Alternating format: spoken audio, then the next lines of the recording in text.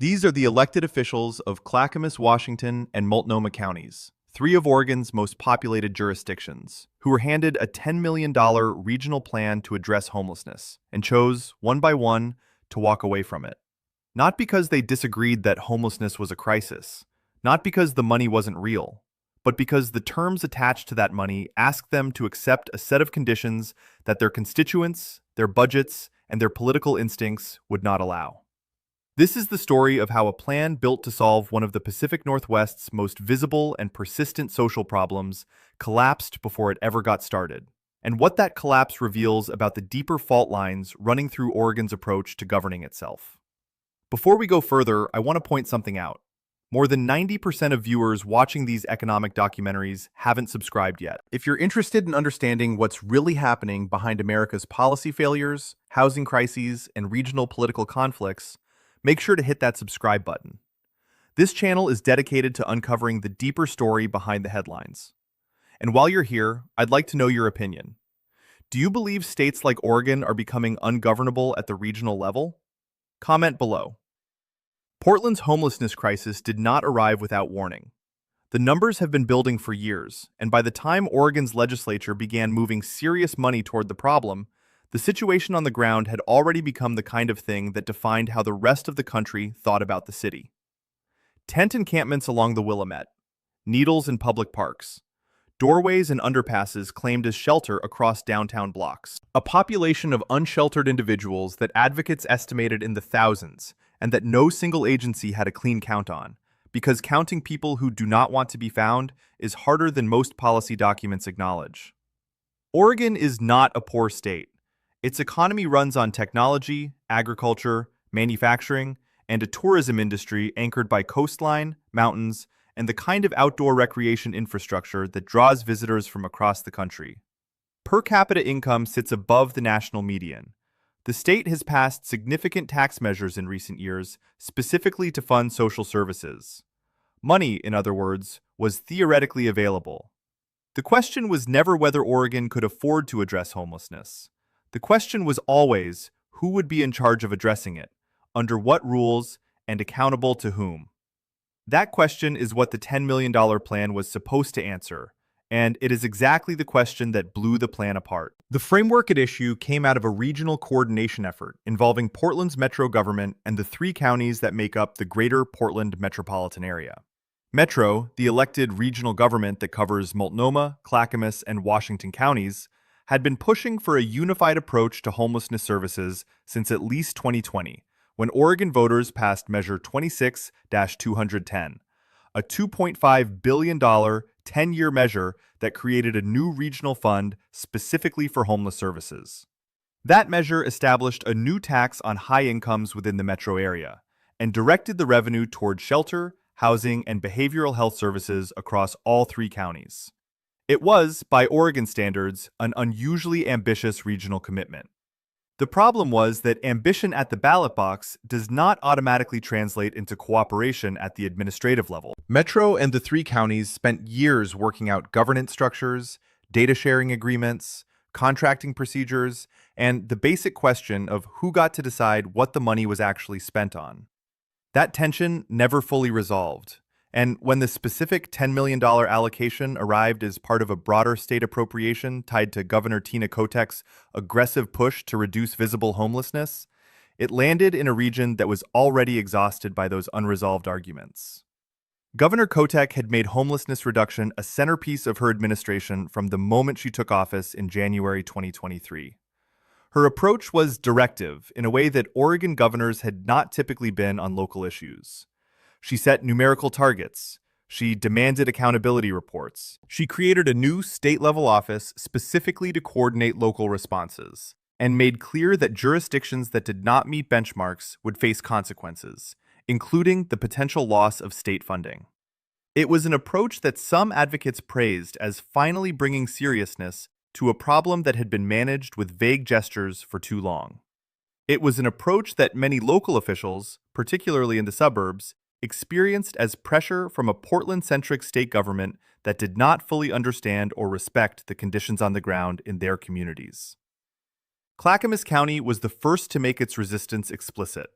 Clackamas sits south and east of Portland, a county of roughly 430,000 people that contains both dense suburban development near the city's edge and deeply rural territory stretching toward Mount Hood. Its political character is different from Multnomah counties, where Portland proper sits. Clackamas has elected Republican commissioners, even as Oregon has trended consistently Democratic at the statewide level. Its voters have repeatedly rejected regional tax measures and regional governance expansions. When the Measure 26-210 framework was being negotiated, Clackamas County officials were among the most vocal skeptics of Metro's authority to direct how county-level services were delivered. The specific objections Clackamas raised about the $10 million plan were both procedural and substantive. On the procedural side, county commissioners argued that the conditions attached to the state funding required them to accept oversight mechanisms and reporting structures that effectively handed Metro governance authority over programs that the county believed it should control directly. They were not willing to take money that came with strings, requiring them to operate inside a regional framework they had never fully accepted in the first place. On the substantive side, commissioners raised concerns about whether the plan's specific service models matched what their unsheltered population actually needed.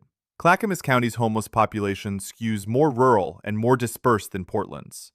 Large urban shelter models designed for a dense downtown environment do not necessarily translate cleanly to a county where encampments form along rural road shoulders and in forested areas miles from any service provider. Washington County's objections took a somewhat different form, but arrived at a similar destination. Washington County, on Portland's western edge, is Oregon's second most populous county, with roughly 620,000 residents, and an economy anchored heavily in the technology sector. Intel's massive campus sits in Hillsboro. Nike's global headquarters is in Beaverton. The county's median household income is among the highest in Oregon, and its political character is suburban and moderate, in a way that makes it different from both rural Clackamas and urban Multnomah. Washington County had been more willing than Clackamas to engage with regional homelessness coordination, and its commissioner board had a more complicated relationship with the $10 million plan than a simple rejection. What Washington County's leadership kept returning to was the question of accountability for outcomes. The county had already committed significant local resources to homelessness services and had developed its own system of tracking whether people placed in shelter and transitional housing were actually moving towards stable long-term housing or cycling back into unsheltered homelessness. County officials believed that their data showed real, if incomplete, progress, and they were skeptical of a regional framework that would pool accountability across 3 counties with very different starting points, very different service models, and very different political contexts. Shared accountability in their read often became diluted accountability, where no single jurisdiction could be clearly held responsible when outcomes fell short. There was also money already spent to consider. Washington County had made contractual commitments to specific service providers based on its own planning assumptions. Folding those commitments into a regional structure mid-cycle created administrative complications that county staff described as genuinely difficult to manage, not as an excuse, but as a real operational constraint. Multnomah County, which contains Portland and is by far the most urban and the most politically progressive of the 3, occupied the strangest position in this breakdown. Multnomah is where the crisis is most visible. Downtown Portland's homelessness is a Multnomah County problem in the most immediate sense. Its commissioners are under daily political pressure from residents, business owners, and advocates in ways that Clackamas and Washington commissioners, dealing with a more dispersed and less visible population, simply are not. Multnomah had strong institutional reasons to want the $10 million and to want the regional coordination that came with it, because without regional buy-in, people experiencing homelessness who were connected to services in Portland would continue to cycle across county lines in ways that made outcomes harder to track and sustain. But Multnomah also had its own governance complications. The county's relationship with the city of Portland had been strained by years of overlapping jurisdictions and competing initiatives. The creation of a new city office focused on homelessness under Mayor Ted Wheeler's administration had added another layer of coordination demands on a system that was already complicated. And internally, Multnomah County was dealing with its own budget pressures. Oregon's property tax system, shaped by a 1990 ballot measure that limited assessment growth, has chronically constrained county revenues in ways that create structural gaps between what county government is asked to do and what it can afford to do. Taking on new program commitments tied to a regional framework, even with $10 million in state support, required confidence that the funding would be sustained in future budget cycles, and that the program obligations wouldn't outlast the dollars. That confidence was not there. The state's position throughout this process was that local jurisdictions needed to demonstrate they could work together as a condition of receiving the money, and that the $10 million was specifically intended to fund a coordinated regional response, not three separate county programs that happened to be funded simultaneously. From the state's perspective, the entire point of the appropriation was to force the kind of regional integration that Metro had been trying to achieve for years, and that the three counties had been resisting in various ways for just as long. Governor Kotek's office made clear through the process that the funding conditions were not negotiable, that the accountability structures were the product of lessons learned from earlier rounds of homelessness spending that had produced limited, measurable results, and that Oregon could not afford to keep writing checks to local governments that then operated in isolation from each other and from any shared definition of success. That position was politically defensible, and probably correct as a matter of policy design. It also collided directly with the political reality that Clackamas and Washington County commissioners faced at home, where accepting Metro oversight was not a cost-free decision. In both counties, opposition to regional governance is not a fringe position. It is a mainstream sentiment with deep roots in the way those communities have experienced Portland's political culture imposing itself on jurisdictions that see themselves as distinct, and that have repeatedly used the ballot box to say so. The workers and community members who depend on homeless services in all three counties are the ones living with the outcome of that collision. The people sleeping in Clackamas County's rural encampments are not part of the governance debate. The families cycling through Washington County's shelter system are not tracking the accounting dispute over program commitments. The people in Multnomah County's downtown corridors are not waiting for Metro and the state to resolve their structural disagreements before they need a place to sleep. The $10 million did not disappear. State money appropriated by Oregon's legislature does not simply vanish when a regional plan collapses. But it moved more slowly, got distributed through alternative channels, and arrived at the ground level later and more fragmented than the coordinated plan had promised. That fragmentation has real costs.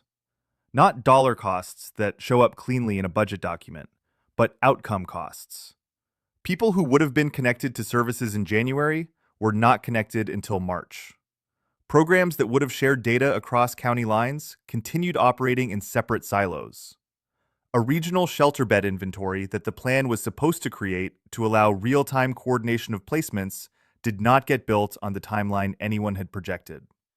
The broader picture in Oregon is not one of a state that has given up on the problem. Governor Kotek continued pushing hard through 2025, and some local partnerships that seemed impossible in early 2024 had taken at least partial shape by the middle of the year. Oregon's legislature passed additional housing production measures. The state's homelessness state of emergency declaration, which Kotek had renewed, gave the governor's office tools to direct resources that it would not have had under normal administrative conditions. Advocates who had spent years fighting for exactly this level of gubernatorial engagement were genuinely encouraged by the direction, even when specific plans fell apart. But the structural problem that the $10 million rejection illustrated is not going away. Oregon is a state where regional governance exists but is contested, where a metro government covers three counties but does not have the authority to compel those counties to do anything, where the ballot box has been used to expand regional funding mechanisms and simultaneously to reject regional oversight mandates, where the city of Portland, Multnomah County, Metro, and the state government all have pieces of the homelessness puzzle, and none of them has the authority to simply require the others to align. That fragmentation is not unique to Oregon. It shows up in virtually every major American metropolitan region, where city limits, county lines, and state authority create overlapping and competing jurisdictions. What makes Oregon's version of it distinctive is that the state went further than most in creating a dedicated regional funding mechanism, and then discovered that the funding mechanism alone was not enough to generate the governance alignment that would make it work. The $10 million plan assumed that shared money would create shared purpose.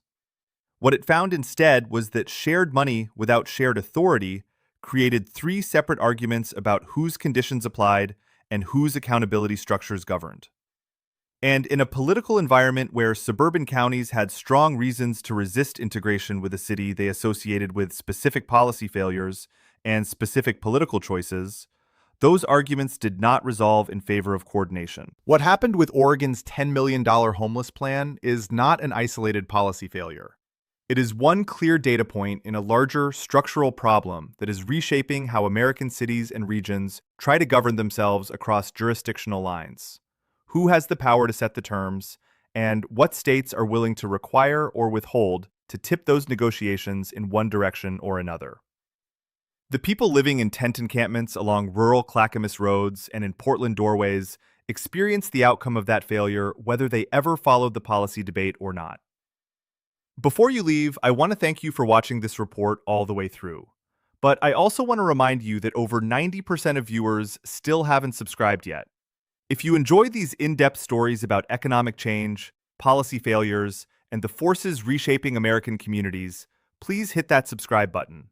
It genuinely helps this channel continue growing. And before you go, I'd like to hear your thoughts. Do you think more regional plans like this will collapse under political pressure in the coming years? Let me know in the comments below.